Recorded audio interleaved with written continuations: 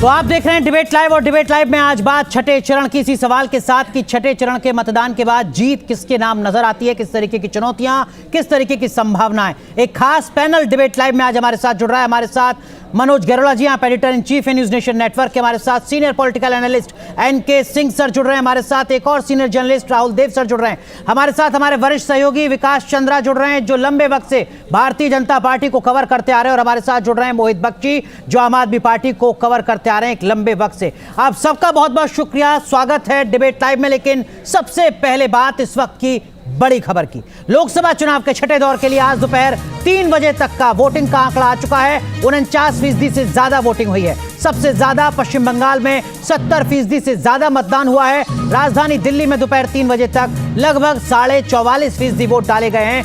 उत्तर प्रदेश में भी लगभग आंकड़ा इतना ही है, 44% से कम। झारखंड में 54% से ज्यादा, बिहार में 45% से ज्यादा, जम्मू कश्मीर में 44% से ज्यादा और हरियाणा में 46% से ज्यादा मतदान हुआ है। दोपहर 3 बजे तक का ये आंकड़ा इस वक्त आपके सामने। इस खास पैनल में, इस खास डिबेट में यही समझने की कोशिश करेंगे सबसे पहले कि इस मतदान प्रतिशत का मतलब क्या है। मनोज सर, क्या कुछ खास बातें सर इस मतदान प्रतिशत में आपको नजर आ रही है 2019 के मुकाबले? देखिए, ऐसा है कि अगर हम देखें तो फेज़ 1 की अगर हम बात करें तो सबसे कम जो मतदान का परसेंटेज था उसमें हुआ था 2019 के मुकाबले। लेकिन हमने देखा कि जैसे जैसे मतदान आगे चला तो ये जो परसेंटेज था बढ़ता गया। और जो फेज़ 5 की बात है तो जब फाइनल डेटा आया फेज़ 5 का तो वो 2019 के मुकाबले थोड़ा ऊपर था। तो मेरे को उम्मीद है कि जब इसका फाइनल डेटा आएगा तो ये भी 2019 के मुकाबले थोड़ा ऊपर ही होगा। तो इसलिए आज की डेट, इसलिए इस समय बैठकर इसके बारे में कुछ कहना थोड़ा मुश्किल है। लेकिन अनुराग, मैं ये जो इलेक्शन है इसमें एक बड़ा इंटरेस्टिंग चीज़ है, क्योंकि इलेक्शन अगर हम पूरा देखें तो इतने सारे फेसेस हो चुके हैं कि लोगों में फेटिग आ चुका है, इंटरेस्ट तो काफ़ी दर्शकों में कम है। लेकिन दिल्ली का इलेक्शन इसका जो है इस बारी बहुत इंटरेस्टिंग है। दिल्ली की अगर हम बात करें तो जो भी पार्टी दिल्ली में जीतती है, मैं 1999 से का जो डेटा है मैं आपको बताता हूँ, जो भी पार्टी दिल्ली में जीतती है देश में वही शासन करती है। 1999 में जिस समय वाजपेयी जी की सरकार बनी थी उस समय बीजेपी को दिल्ली में 7 सीटें मिली थी। उसके बाद आपको ध्यान होगा 2004 इंडिया शाइनिंग वाला दौर था, जिस समय लगता था कि बीजेपी वापस आएगी कि उस समय दिल्ली में कांग्रेस को 6 सीटें मिली थी, बीजेपी को सिर्फ 1 मिली थी। 2009 की बात करें जिस समय की यूपीए दोबारा आई थी तो कांग्रेस को 7 सीटें मिली थी। जिस समय एनडीए जिस समय 2014 में एनडीए आई, मोदी जी पीएम बने फर्स्ट टाइम, बीजेपी को 7 सीटें मिली। 2019 में भी बीजेपी को 7 सीटें मिली। मतलब जिस तरीके से दिल्ली में परफॉर्मेंस होती है वही परफॉर्मेंस जनरली उस पॉलिटिकल पार्टी की पूरे देश में होती है। एक बात तो ये है जी। दूसरी चीज़, इस बारी दिल्ली बहुत अलग है इलेक्शन। दिल्ली का इलेक्शन इसलिए अलग है क्योंकि पहली बारी आम आदमी पार्टी और कांग्रेस एज एन अलायंस काम कर रहे हैं। आपने देखा होगा पिछली बारी का अगर हम वो देखें, परसेंटेज देखें तो बीजेपी को 56-57% वोट दिल्ली में मिला था। अब हमें ये देखना है कि ये अलायंस किस तरीके से काम करता है, उस वोट परसेंटेज को ज़्यादा करता है या कम करता है। मैं ज़्यादा की बात क्यों कर रहा हूँ, क्योंकि पॉलिटिक्स में 1+1 कभी नहीं होता। हमने उत्तर प्रदेश में देखा कि जिस समय एसपी बीएसपी का अलायंस नहीं था, बीजेपी के 42% वोट थे जी। लेकिन उसके अगले इलेक्शन में जिस समय बीएसपी और एसपी का अलायंस हुआ तो बीजेपी का वोट परसेंटेज 50% से ऊपर हो गया, क्योंकि जो लोग आपस में एक दूसरे से परेशान थे, एक दूसरे को देने के बजाय उन्होंने बीजेपी को वोट करा। तो इसलिए हर इलेक्शन, लेकिन एक फैक्ट है कि हर इलेक्शन यूनिक होता है, हर इलेक्शन में मुद्दे यूनिक होते हैं। तो इस बारी क्या होने वाला है दिल्ली में, मेरा सबसे ज़्यादा इंटरेस्ट उसी में। एनके सर, जिस पॉलिटिकल पार्टी ने दिल्ली की सत्ता छीन ली 2010 में, शीला दीक्षित सरकार से हट गई, नहीं जीत पाई चुनाव। पंजाब में कांग्रेस पार्टी को सत्ता से हटा दिया आम आदमी पार्टी ने। उसी आम आदमी पार्टी के साथ अब लोकसभा चुनाव में गठबंधन किया है कांग्रेस पार्टी ने, जीत की उम्मीद के साथ। क्या आपको लगता है कि वाकई कार्यकर्ताओं में ये बात हजम हो रही होगी, जो वोटर रहे ट्रेडिशनल कांग्रेस के, आम आदमी पार्टी के, उनको ये बात हजम हो रही होगी जब वो आज वोट डालने गए होंगे? अनुराग, एक तो है कि जो मनोज जी ने अभी कहा उसमें 7 सीटें हैं, 7 सीटों से हम दिल्ली नहीं नाप सकते, एक तो ये तो। लेकिन ये माना जाता है कि विराट कोहली हमेशा तब सेंचुरी बनाते हैं जब 2 बार वो बल्ले को शुरू में ठोकते हैं उस पे, पिच पे, अपने क्रीज पे। ये कुछ ऐसा ही है। 7 सीटों से आप डिटरमाइन इसलिए नहीं कर सकते पूरे देश का मूड, वो हो सकता है कि एक टैली आ गया हो, स्टैटिस्टिकल वो हो, टैली हो, लेकिन इसका कोई सोशियोलॉजिकल रीजन नहीं हो सकता। वजह क्या है? ये माइग्रेटेड सोसाइटी दिल्ली में बहुत बड़ी है, जो नीचे का तबका है जी, और ऊपर का एक वर्ग है जो कि परमानेंट दिल्ली में रहता है, संभ्रांत वर्ग है, उसकी सोच और जो नीचे ऑटो चलाने वाला नीचे वाला है उसके सोच में बहुत अंतर है। यही वजह है कि आप आई और आप बहुत जबरदस्त वो लेके आई, लेकिन वही जब लोकसभा का इलेक्शन होता है तो आपको वो वोट नहीं मिलता है। अभी जो अलायंस हुआ है जिसकी आप बात कर रहे हैं ना, ये लोकसभा का चुनाव है और इसमें कांग्रेस और आप है, तो जो व्यूअर है, जो वोटर है, वो ये देखेगा कि क्या हम वोट देंगे तो बेकार तो नहीं जाएगा। इसलिए वो पिछली बार तो मोदी जी को दिया था, इस बार जरूरी नहीं कि वो मोदी जी को दे, क्योंकि एक उसके सामने एक ऑप्शन है, एक विकल्प है। तो अगर अरविंद केजरीवाल को एक जबरदस्त राज्य के चुनाव में मिल सकता है वोट, तो इस बार भी मिल सकता है, क्योंकि लोकसभा चुनाव में यह दिखाई दे रहा है कोई राहुल गांधी एक नेशनल लीडर के रूप में उभर रहा है या कोई आप है जो उसके साथ है। तो मुझे लगता है कि ये फैक्टर्स हमें वो कैलकुलेट करने पड़ेंगे। इस समय जो दिल्ली में है वो 1+1 करके नहीं हो सकता कि आप आपका जोड़ लीजिए और कांग्रेस का जोड़ लीजिए, दोनों मिला के भी बीजेपी के बराबर। लेकिन राहुल सर, आपको लगता है कि आम आदमी पार्टी के लिए भी इस बार का लोकसभा चुनाव बहुत ज्यादा चुनौती भरा है? 10 साल से आप सूबे की सत्ता में हैं, लेकिन केंद्र में आप दिल्ली में कम से कम अपना खाता तक नहीं खोल पाए। देखिए, उसके पहलू तो अभी हमारे दोनों मित्रों ने, मनोज जी ने और साहब ने बता दिए हैं। तो हर चुनाव अलग होता है, उसकी प्रकृति अलग होती है, इस बार उसके मुद्दे अलग होते हैं। इस बार हम जानते हैं कि ये कोई किसी बड़ी लहर का चुनाव नहीं है, स्थानीयताओं का चुनाव, स्थानीय मुद्दों का, समस्याओं का, लोगों के जीवन के अनुभव का, और जो उम्मीदवार सामने हैं, जो पार्टियां सामने हैं, उनका, इन सब का मिला जुला परिणाम हमको इन चुनावों में दिखेगा। जरूरी नहीं, ये बात सही है कि उसका दिल्ली का इतिहास वैसा रहा है जैसा मनोज जी ने बताया, लेकिन उसके पीछे के कारणों को देखेंगे हम तो हर बार हमको अलग अलग कारण देखेंगे। इसलिए इस बार भी ये उम्मीद करना कि इतिहास दोहराया जाएगा, ये जरूरी नहीं है। इस बार आम आदमी पार्टी एक बड़े राष्ट्रीय गठबंधन का हिस्सा है जी। इससे अब पहले वो अकेले लड़ती रही है, और जाहिर है वहां पर जब बात आएगी कि प्रधानमंत्री पद के लिए या केंद्र के लिए आम आदमी पार्टी, केजरीवाल या नरेंद्र मोदी और बीजेपी, तो चुनाव में सीधे भाजपा और मोदी बनेंगे। लेकिन अब इस बार स्थिति वो नहीं है। ठीक है, जैसा अभी पीके सिंह जी ने कहा कि एक स्पष्ट राष्ट्रीय विकल्प सामने है, भले ही वो कुछ छोटा दिखता हो लोगों को, लेकिन विकल्प है।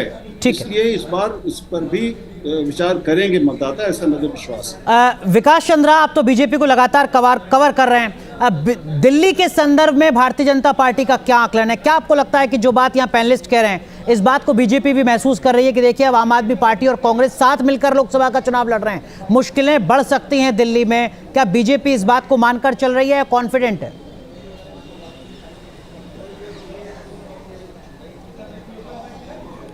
देखिए, अगर छठे चरण की बात अगर की जाए तो ये बीजेपी इसको बहुत ज़्यादा अहम मानकर चल रही है, महत्वपूर्ण मान रही है, और इसीलिए बीजेपी में एक दहशत भी दिखाई दे रहा है। क्योंकि आप 2019 से इसकी तुलना करें तो देखिए 58 सीटों पे चुनाव हो रहा है, उसमें से 40 सीट बीजेपी 2019 में जीती थी। तो बीजेपी की जिद है और बीजेपी इसी हिसाब चल रही है कि कम से कम अगर वो 40 से 41 नहीं होता है तो कम से कम वो 39 ना हो, यानी एक कम ना हो। और इसी को टारगेट लेकर बीजेपी चलती रही है पूरे अपने चुनाव अभियान में कि 2019 के कम से कम इतिहास को दोहरा दिया जाए अगर सीटें नहीं बढ़ती हैं तो। एक और महत्वपूर्ण पहलू है कि आप छठे चरण पर अगर निगाह डालें 2019 में, तो इसमें कांग्रेस को एक भी सीट नहीं मिली थी, 0 पर कांग्रेस आउट हो गई थी, और बीजेपी का जहां भी भिड़ंत हुआ था सिर्फ क्षेत्रीय दलों के साथ हुआ था। आप देखें कि 40 सीटें बीजेपी को और 18 सिर्फ क्षेत्रीय दलों में बट गए थे और क्षेत्रीय दलों के खाते में गए थे। अगर दिल्ली की बात की जाए तो बीजेपी यहां वैसे तो कैमरे के आगे दावा करती है कि सातों की सातों सीट बीजेपी के खाते में भी इस बार आएगी, और दिल्ली के मतदाता बहुत समझदार है कि विधानसभा के लिए अलग और लोकसभा के लिए अलग ढंग से सोचती है और वोट डालती है। लेकिन ऑफ रिकॉर्ड की अगर बात करें तो बीजेपी के तमाम नेता ये स्वीकार कर रहे हैं कि दिल्ली में इस बार 6 और 1 का आंकड़ा रहेगा, कि एक सीट हो सकता है कि बीजेपी के हाथ से निकल जाए और 6 सीट। वो एक कौन सी सीट है उस पर चर्चा हम 4 तारीख को करेंगे, की बात नहीं कर रही। आज नतीजे पर नहीं पहुंचते हैं विकास, वो एक सीट कौन सी है वो मैं आपसे 4 तारीख को ही जानूंगा। लेकिन मोहित, दिल्ली, पंजाब और हरियाणा, इन तीनों राज्यों को लेकर आम आदमी पार्टी का क्या असेसमेंट है?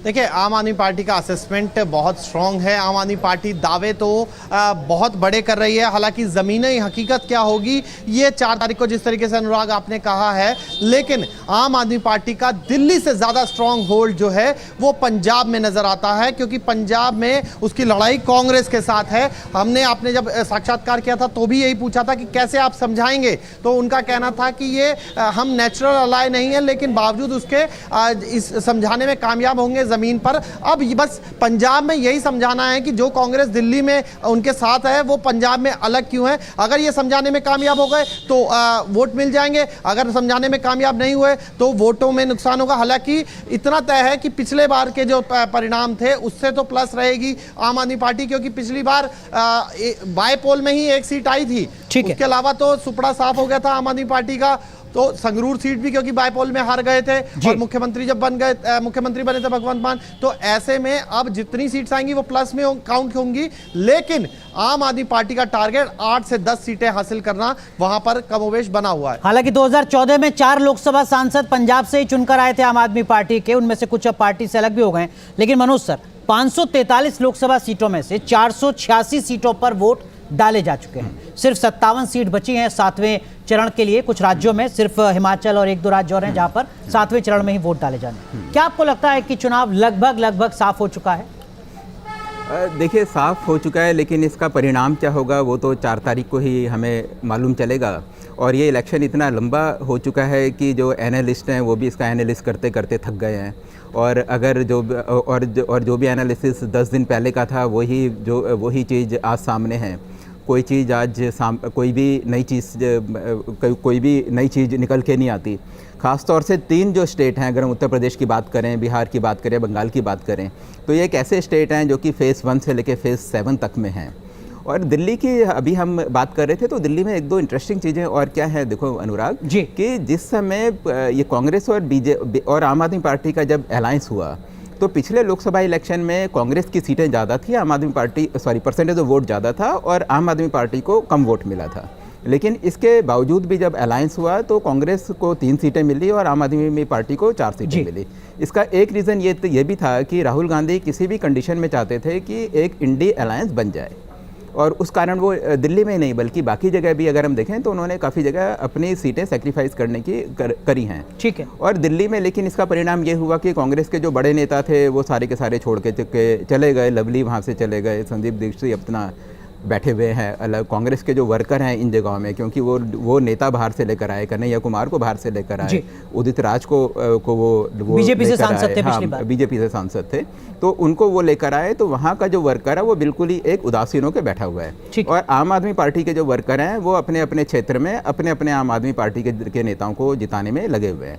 ये भी देखने वाली बात होगी कि वो आम आदमी पार्टी के जहाँ कॉन्टेस्ट कर रहे हैं उसमें कांग्रेस के वर्कर कितना बिल्कुल ही कितना उत्साह के साथ वो आम आदमी पार्टी के लिए काम करते हैं, क्योंकि दोनों की आपस में बिटर फाइट रही है दिल्ली बिल्कुल में। लड़े हैं, वहीं से राजनीतिक जमीन आम आदमी पार्टी की तैयार हुई है कांग्रेस पार्टी का मुकाबला करके। लेकिन क्रेडिबिलिटी इशू है इनके सर, आपको लगता है कि पंजाब में हम एक दूसरे के खिलाफ लड़ रहे हैं, दिल्ली में हम कह रहे हैं कि नहीं साहब कांग्रेस पार्टी बहुत अच्छी है आप इसको वोट दो, पंजाब में कह रहे हैं कि नहीं हमारा तो मकसद ही कांग्रेस को हराना है। क्या ये कहीं कन्फ्लिक्ट बनेगा पंजाब और दिल्ली के मतदाताओं के बीच भी? नहीं, मुझे लगता है कि जो रैलिंग पॉइंट है वो ये है कि इस देश में अगला प्रधानमंत्री कौन होगा, और मोदी ऐसी शख्सियत उस शख्सियत के बरक्स ही आपको सारा डिस्कशन करना पड़ेगा। इशू ये नहीं है कि वो पंजाब में वो अलग हैं, वो उसमें अलग हैं। क्या मोदी के खिलाफ जनमत इस तरह का है? और जहां तक वर्कर का सवाल है, अगर यही आप अप्लाई करें तो बिहार में भी वोट नहीं मिलना चाहिए बीजेपी और उनको जनता दल जेडीयू को, क्योंकि वो अभी तक दोनों कार्यकर्ता जबरदस्त लड़ाई करते रहे। जब जेडीयू लालू के साथ था और सत्ता में था तो उस समय एक उसके लिए मेडिकल दवा के लिए बीजेपी के कार्यकर्ता को धक्के मार के निकाला जाता था। तो क्या इस समय अचानक वो मिल जाएंगे इसलिए कोई नीतीश कुमार बीजेपी के साथ हो गए हैं? तो ये सब जो एक जनरलाइज्ड वो होता है, इसमें जरूरी नहीं कि दिल्ली में अप्लाई करे तो वो बाकी जगह ना करे। इसलिए हमें लगता है कि वो न्यूट्रलाइजिंग फैक्टर है। ठीक है, देखना ये पड़ेगा कि क्या मोदी जी की मकबूलियत इतनी कम हुई है कि वोट में तब्दील हो जाएगी, और वो इतनी हो जाएगी कि मोदी जी का जो एक 38% वोट मिले हैं जी, वो क्या कम हो जाएगा और सीटों के टर्म्स में कम हो जाएगा? हो सकता है 38% का 36% हो जाए, लेकिन क्या वो सीटों में कन्वर्ट होगा? हाँ। ये मुझे लगता है बिल्कुल, कि ये इसके लिए भी 4 तारीख का इंतजार करना है। बिल्कुल। लेकिन राहुल सर, क्या आपको लगता है कि हरियाणा वो राज्य है जहां आज वोट डाले गए हैं, जहां भारतीय जनता पार्टी को भी लगता होगा कि मुश्किलें कहीं ज्यादा हैं? हरियाणा में मैं समझता हूँ कि सबसे कड़ी चुनौती जिन प्रदेशों में मिल रही है, हरियाणा उनमें से एक है। कई जगह हम जानते हैं कि ये स्थिति है कि बीजेपी के नेताओं को, उम्मीदवारों को गांवों में घुसने नहीं दिया जा रहा है। इतनी नाराजगी है और उसके बहुत सारे कारण हम जानते हैं। किसानों की अपनी नाराजगी है, युवाओं की अग्निवीर योजना के कारण बहुत ज्यादा नाराजगी है, क्योंकि हरियाणा से बहुत बड़ी संख्या में लोग फौज में, सेना में जाने के लिए कोशिशें करते हैं और अप्लाई करते हैं। रूरल डिस्ट्रेस जो है वो वहाँ पर काफी है। दूसरे जातीय समीकरण भी वहाँ पे बिगड़े हैं जी। और इन सारी चीजों को देखते हुए और अंतिम बात की जो हमारे मनोहर लाल खट्टर जी रहे, उनका प्रशासन विवादों में तो उतना नहीं पड़ा, लेकिन उससे कोई बहुत प्रभावित नहीं हुए लोग। लोगों की जीवन कुछ बेहतर नहीं हुआ, उसका कोई वो छाप ज्यादा नहीं है। ठीक है। तो चुनौती बड़ी कड़ी है हरियाणा में और वहां पर उसको निश्चित रूप से बीजेपी को कुछ न कुछ नुकसान जरूर हो। मनोज सर, आपको क्या लगता है कि बीजेपी के लिए जिन राज्यों में आज वोट डाले गए हैं, कहां कहां आपको संभावना नजर आती है और कहां आपको लगता है कि हाँ यहाँ मुश्किल है? हरियाणा उसमें से एक था जो हमने गिना। देखिए, अगर हम यूपी की बात करें तो जिन 14 जगहों में आज यूपी में इलेक्शन थे, उसमें से 5 जगह वो थी जो जहां पिछली बार ये हारे थे। उनमें से 4 बीएसपी के पास थी और 1 एसपी के पास थी। तो ये इंटरेस्टिंग होगा देखना कि इस बारी किस डायरेक्शन में जाता है। और जहां बीजेपी जीती थी, अभी मैं डेटा देख रहा था, वहाँ कुछ सीटें ऐसी थी जहाँ 4%, 5% के मार्जिन से बीजेपी जीती थी। लेकिन हमें ये भी नहीं भूलना चाहिए कि पिछली बारी एसपी और बीएसपी का वहाँ अलायंस था, क्योंकि बीएसपी एक बहुत बड़ी फोर्स है। अगर जिस समय अलायंस टूटा था तो उससे पहले, उसके बाद जो विधानसभा चुनाव हुए उसमें बीएसपी को 12% वोट मिला था। और 2014 की बात करें तो 2014 में बीएसपी और एसपी के वोट करीब करीब इक्वल थे। तो आप ये देखिएगा कि इस बारी यूपी में किस तरीके से वो होगा, ये एक चुनौती की बात है। जहाँ तक उड़ीसा की बात है तो हमारी ग्राउंड रिपोर्ट ये है कि इस बार उड़ीसा में बीजेपी की परफॉर्मेंस काफ़ी अच्छी होने वाली है। उड़ीसा में संभावना आपको ज़्यादा नजर आती है। NK sir, Bihar, west Bengal, यहाँ क्या स्थिति आपको दिखती है बीजेपी की खासकर? नहीं, सही कह रहे हैं कि उड़ीसा में बहुत अच्छा रहेगा, तेलंगाना में इम्प्रूव करेगा। कई स्टेट्स हैं जहां पे इम्प्रूव कर रहा है, इसमें कोई तो राय नहीं है। लेकिन वो स्टेट है जहां पे बीजेपी पहले बहुत अच्छा नहीं किया था, तो वहां पे इम्प्रूव करेगा। लेकिन ये छोटे स्टेट्स हैं। हमें जो बिहार और वेस्ट बंगाल में आपसे पूछूं। बिहार वेस्ट बंगाल में इम्प्रूव करेगा। बिहार में $1 बिलियन क्वेश्चन है, क्या वाकई इम्प्रूव करेगा? अगर रूरल डिस्ट्रेस वहां पे है, हरियाणा में है, तो ये रूरल डिस्ट्रेस क्या बिहार में नहीं होगा? और बिहार में जो ये पालाबंदी हुई है नीतीश कुमार की, इसको लेके मुझे नहीं लगता कि कोई बड़ा पॉजिटिव मैसेज गया है। ये जो महाराष्ट्र में फैक्टर काम करेगा बीजेपी के खिलाफ, वो बिहार में भी कर सकता है। लेकिन कुल मिला के चूंकि दोनों कंबाइन किए हुए हैं, तो हमें इस समय ये लग रहा है कि वो एक फॉर्मिडेबल फोर्स के रूप में पिछली बार की तरह 2019 में जैसे था, उस तरह एक फॉर्मिडेबल फोर्स बिहार में है, इसमें कोई दो राय नहीं। विकास, जिन राज्यों में आज वोट डाले गए हैं, बीजेपी को सबसे ज्यादा मुश्किल कहां नजर आ रही है? कोई अंदरूनी इनपुट आपको मिला हो? बहुत संक्षेप में विकास चंद्रा।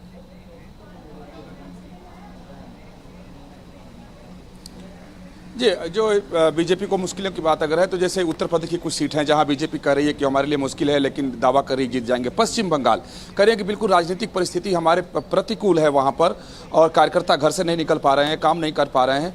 लेकिन उनका दावा यह है कि चूंकि जनता हमारे साथ है तो हम जीतेंगे। और जैसा मैंने पहले कहा था कि जो इस बार 19 के इतिहास को दोहराने की बात बीजेपी कर रही है कि अगर 40 सीट पिछली बार थी तो 40 ही हमारे लिए रहेगी। तो कहा कि चाहे चुनौती जैसी भी हो, लेकिन हमारे परफॉर्मेंस में अंतर नहीं आने वाला है। चलिए, तो इंतजार 4 जून का रहेगा। बहुत बहुत शुक्रिया आप सभी का जुड़ने के लिए डिबेट लाइव में। और लोकसभा चुनाव के छठे चरण का मतलब क्या हो सकता है, किस तरीके की चुनौतियां हो सकती हैं, ये समझाने के लिए बहुत बहुत धन्यवाद। बिना शोर, मुद्दों पर जोर, डिबेट लाइव अनुराग दीक्षित के साथ।